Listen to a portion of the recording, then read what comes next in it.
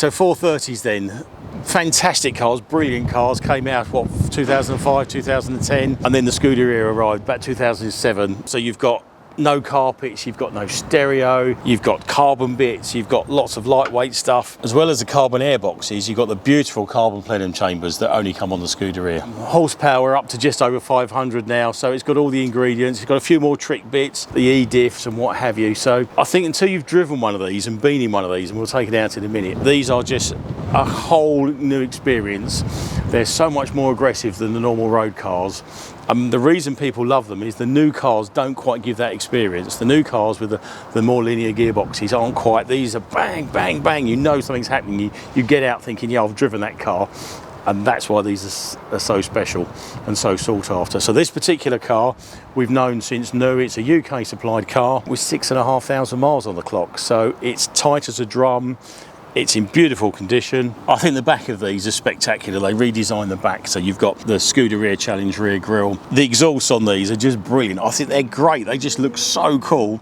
And there's a lot more aero going on. Obviously, air management is a real thing now. We're into sort of 2007s. The Ferrari air management's a lot better, so you've got a lot more of that going on. One of the options on the 430s, and especially the Scuderias, was the race livery. So these are beautifully done stripes, and for those in the know, these have been lacquered in, so they're completely smooth. Absolute nightmare to paint, but looks stunning. And this has got those stripes, so black with silver stripes, perfect. Other subtle differences on the Scuderia from the standard car. You've got a slightly different front nose with a bigger splitter. Obviously, we've got carbon brakes, yellow calipers on this car. Standard Scuderia wheels in slate on this one. The Frenched in Ferrari badges that came standard. And the carbon mirrors. As I say, there's lots of little bits of carbon on this, so you get the carbon mirrors, and the skirts are slightly different going through to the back. So all in all, there's lots of little changes on this car that just make it that bit more special. So if any of you are unsure on how good the 430 range is, the Ferrari Owners Club have just done a full write-up on the 430s, and I think there's about 12 pages in here, all from the owner's perspective and everything, so it really does cover everything. And on one of the bits, if I can find it, it's got what the press thought when these things were launched. Evo, Autocar and Car, what they thought of the cars when they were new. And if you come down to the Scuderia bit, Ferrari Scuderia is quite simply the best road legal, track friendly supercar on sale today. And it goes on that it actually lapped Fiorano quicker than the Enzo, which is obviously, especially in current prices, this is a bargain compared with one of those. Overall, it's hard to be anything but blown away by the package as a whole. So that's straight from the journalist back in the day. These are spectacular cars. So, getting comfortable. I must say the seats in these are really nice. So, first thing, seat belts. Now some of these come with harnesses, and harnesses, to be honest, they look really good. They're great for the track, but for the road they're not actually that practical. You can't move forward to look around at junctions and things like that, so they are a bit restrictive. So we've got a seat belted car.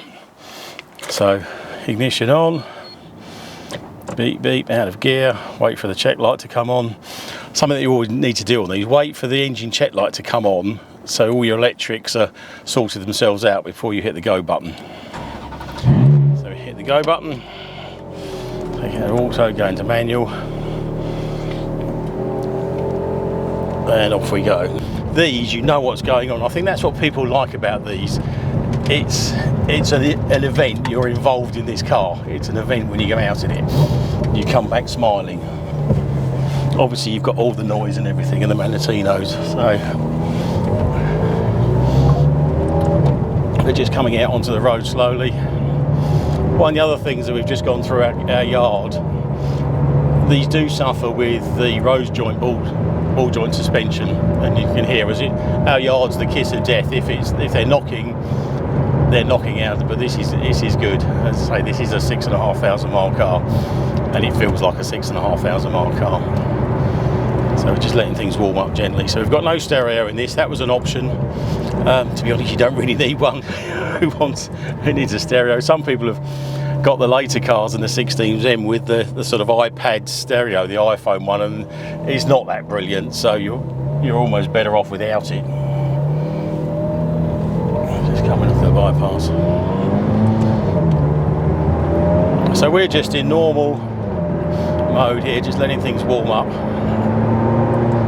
And the seats are nice and comfortable, these 3D seats. They look brilliant and they're comfortable. They just support you in the right places. They're not too restrictive to get in and out of. Some of the big bucket type seats are hard to get in and out. Adjust me mirror. Visibility wise, again, 430s are a fantastic car. As a car, it's brilliant. You know,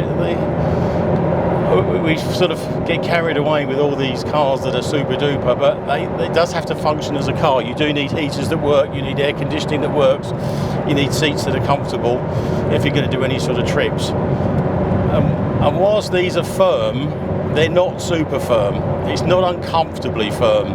Some of the track days, I know some of the Porsche people have said that it's too track day orientated, and when it comes to driving on the road, they're too highly strung, and it's not actually that comfortable or that much fun for the road. Whereas these are a really good blend of both. So we're just coming down the gears. We're in manual mode, and even going slow, you can just hear this thing. It wants to go. So when you're going slowly, it's changing gear. You're not getting the nodding dog effect. The ECUs are the next generation on. The Scuderias work a little bit faster than the road cars, so you're getting nice quick gear changes, and it's not an uncomfortable place to be. You could do journeys in this car. It is part road car, part track car, and it's probably the best blend of both that I've ever seen. And all the magazines, as I said earlier, it's been featured. They've just done a big feature in Ferrari magazine on these things, and they are spectacular. And I think one of the reasons why they're so sought after is because of the gearbox and because of the analog system and the involvement. So we're just coming down to the roundabout now. We've got ceramic brakes on this. Now sometimes the ceramics, when they wear out, they're a bit too shushy. This one's not too bad. So if we start to accelerate a bit.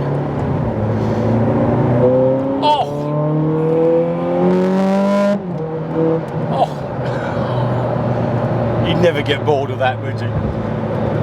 Oh, it makes me laugh. The little lights come on the steering wheel, and you get 1 or 2 or 3 lights on. To get all the lights on, you really do have to drive these like you've stolen them, so that it really is only on the track. But when the bypass pipe's open, these are just spectacular.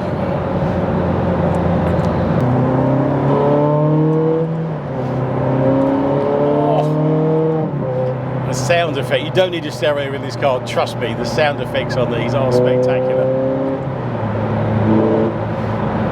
Brilliant. You can tell I'm a real fan of these things. Probably these and the 16M's one of the top favourite cars, I think. They are absolutely brilliant. I'll just nudge it up into sport mode now.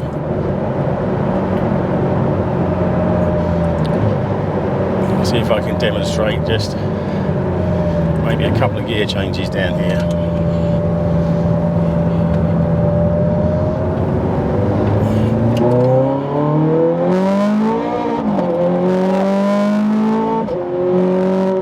Oh, and that brutal, I don't know if he came over on the camera, that sort of bang, bang, bang as you're going into gears, and I was only going fairly lightly then. But it's what this car's all about. It's an absolute thrill to drive this car. They are just so much of a step above the normal cars. They're brilliant. It's something you're never going to get bored driving. You've got the traction controls that are going to help you. They're just fantastic bits of kit. You do admire the technology. I mean, these had the special Pirelli tyres that were made for these cars. And I have been on track on these things, and they're absolutely phenomenal. And I've got out and thought, crikey, there's just not going to be any tyres left on this car, and they just go again.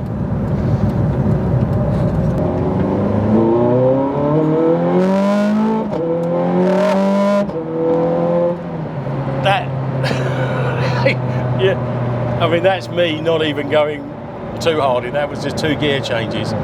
We are on the road, so we do have to be a bit sensible, but the thrill this car gives you, and that's why the Scuderia is so special.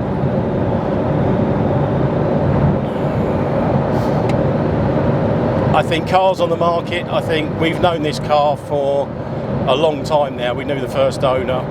It hasn't done a lot of miles. The current owner's hardly used the things. You can see from the history, he's driven it about once.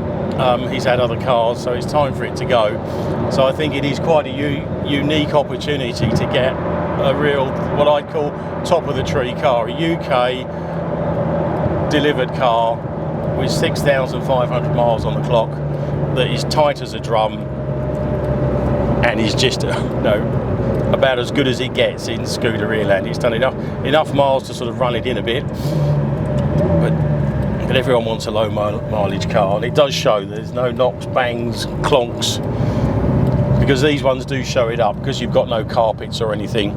If it is a bit of a ball joint clonky one, you do know about it. But the technology they got in these things was a real game changer, and it's just a spectacular piece of kit. So it's here, it's physical, all the details on the website. Give us a call and you could be the next owner, because I don't think you're going to find a better one.